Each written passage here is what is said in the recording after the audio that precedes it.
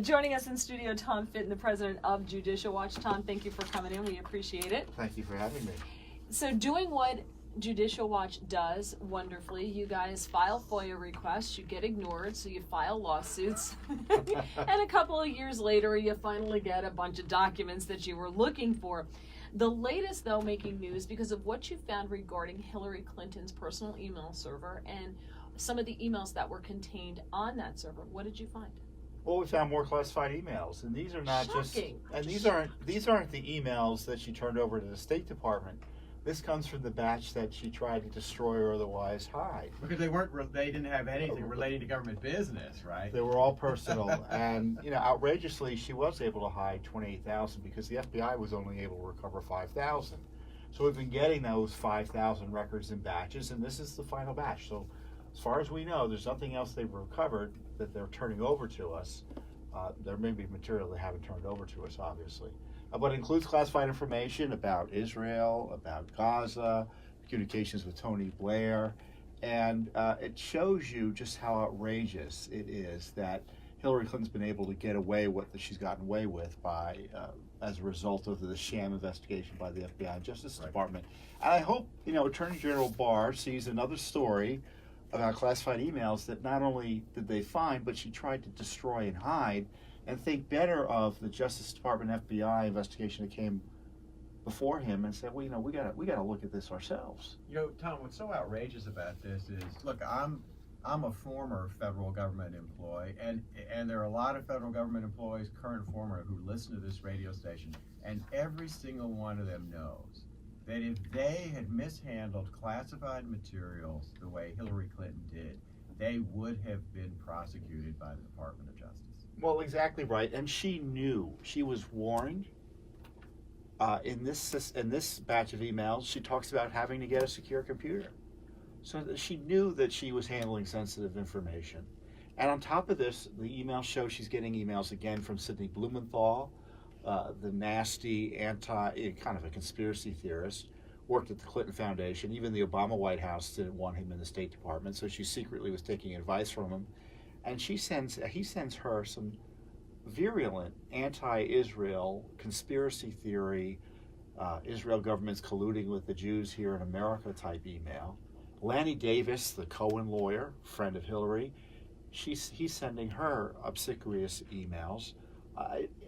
On top of that, you've got Clinton Foundation people working with the State Department as well. Remember, we were told Clinton Foundation would have nothing to do with the State Department. So it's good reason they wanted to hide this material from us, and it's a reason that a court on another case has authorized us to begin taking testimony from Clinton email witnesses about what was going on here. Was all of this designed to avoid the Freedom of Information Act? No, of course not. The court wants to know that. And where's the Justice Department? Where's Congress?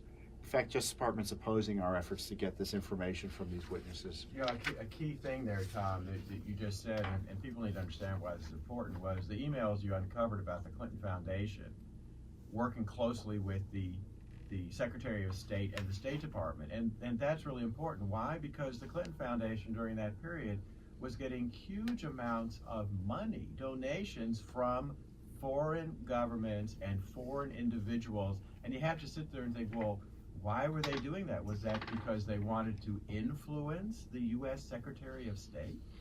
Well, certainly they were able to influence the U.S. Secretary of State. We had prior emails that came out where you had a foreign leader being unable to get a diplomatic meeting with the Secretary of State, so he went through the Clinton Foundation to get the meeting accomplished.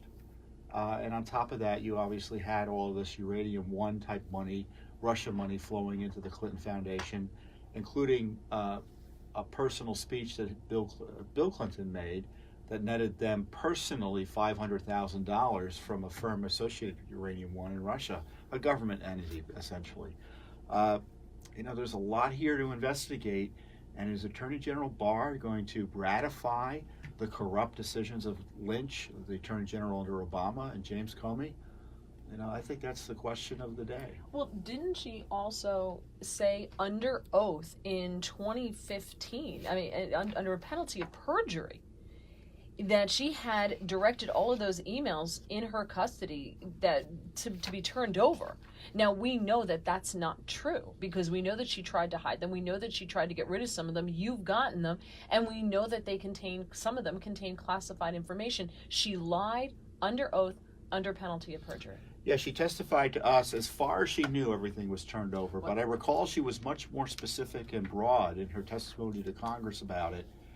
And from what I recall, they referred that testimony over for investigation. But again, Justice Department has been spending all of its time harassing the president and investigating his tweets, chasing a non-Russia collusion story, and again, in collusion with Hillary Clinton. So they don't want to look at Hillary Clinton, it seems. So you don't think this is going to change? You know, when you run your advertisements for investments, they say past experience or past There's no indication of future performance. Right. Actually, that's a pretty good rule of thumb in politics. What has been going on in the past will likely continue, absent pressure from Judicial Watch, or maybe the president says, you know what, the Justice Department needs to do its job, and the Attorney General should do its job. I don't know if Mrs. Clinton should be prosecuted or indicted, but I do know the American people still want an honest, legitimate investigation of what went on here, and we're just not going to ignore it anymore. Well, the other thing to talk about is how long did this take? To get you guys filed suit, I mean, how long could you? Oh, we began asking for emails back in 2011. Oh, unbelievable. More with Tom Fitton coming up. It is 7:44 on WMAL. Judicial Watch talking about finding yet more classified Clinton emails, the ones that she said didn't exist and she had turned everything all over. You know, they talked about intent, and that's one of the reasons why I remember James Comey saying, well, she didn't mean to, we couldn't find intent, and which intent not even being part of the law. But yet you found an email where she talks about getting, quote, a secure computer set up soon. So she knew that the computer was not secure, yet she was communicating with Tony Blair and others, and you happen to find emails that have been redacted, so you know that they were classified. So doesn't that blow away her entire claim of no intent? She didn't know. I didn't know. Well, exactly. And on top of that, we had another set of emails we released earlier, I forget when, but since we began this battle, where the security official said you can't be using your own little BlackBerry here. The system's not secure. And the email show or the memo show that she came up to him and said, I got your message, thank you. But then in other places, they said, well, these security hawks are trying to get me to, follow the rules, but, she didn't want to. Look, A, they didn't need intent, but B, she had it. Right. So, again, look, we see the Lisa Page stuff. They didn't want President Trump to then win. Hillary Clinton, they were more in favor of, and obviously Barack Obama, Loretta Lynch, and James Comey had zero interest in prosecuting her. So the FBI investigation, the so-called criminal investigation, was just all make-believe. They weren't ever serious about going after her. We now know. So it's up to the Justice Department. Attorney General Barr probably wants zero to do with this. Why? Why? This is why he's paid the big bucks. Why? Why doesn't he want anything to do with this? He's Trump's guy. Why? Because institutionally, it seems to me, it puts the Justice Department in a box because it highlights the corruption of the Justice Department institutionally. And a lot of these folks, and Barr, I'm sure, is a patriot and a great man, but has zero interest in putting the Justice Department through this and taking on Hillary Clinton again. Remember, she kind of scares a lot of people, too. And people don't like to commit suicide. Well, Attorney General Barr, I say, is a patriot and a good man. If he took on Hillary Clinton, he would be excoriated by the swamp, and the Hillary gang would come out and tear him apart. And you can see part of this in just one particular incident, and that's the fact that when Hillary Clinton's top aides were interviewed by the FBI, Huma Abedi and Cheryl Mills, they said they didn't know about the home server computer. Well, that was a clear and obvious lie, and yet they have not been prosecuted for lying to a federal agent the way other people we know of recently have been on the Trump side of the political aisle. Well, one of her top people, Huma Abedi, who had an email account on the system, she testified to us that she didn't know about it till after the fact.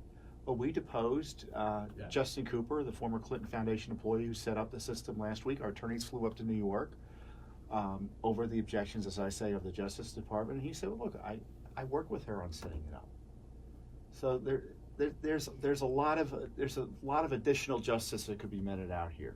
But it's not going to be because it's Hillary Clinton and cohorts and it's Democrats and Republicans are complicit in this. Apparently. It's unfortunate. You know, we were authorized to ask questions in written format of Ben Rhodes, one of the top Obama White House officials who created the Benghazi lies that were used by Susan Rice. Because he says, you know, did they hide Benghazi? Did they hide the emails because they were embarrassed by Benghazi? The court wants to know. And he's been playing games with us. We can't get him to answer our questions or communicate with him. So we went to the court seeking relief, saying, no, now we got to get a subpoena and bring him in under oath to question him. The Justice Department filed a brief opposing it. This Justice Department doesn't want us to ask questions of someone about Benghazi and the emails. You know, look, we all know about the deep state.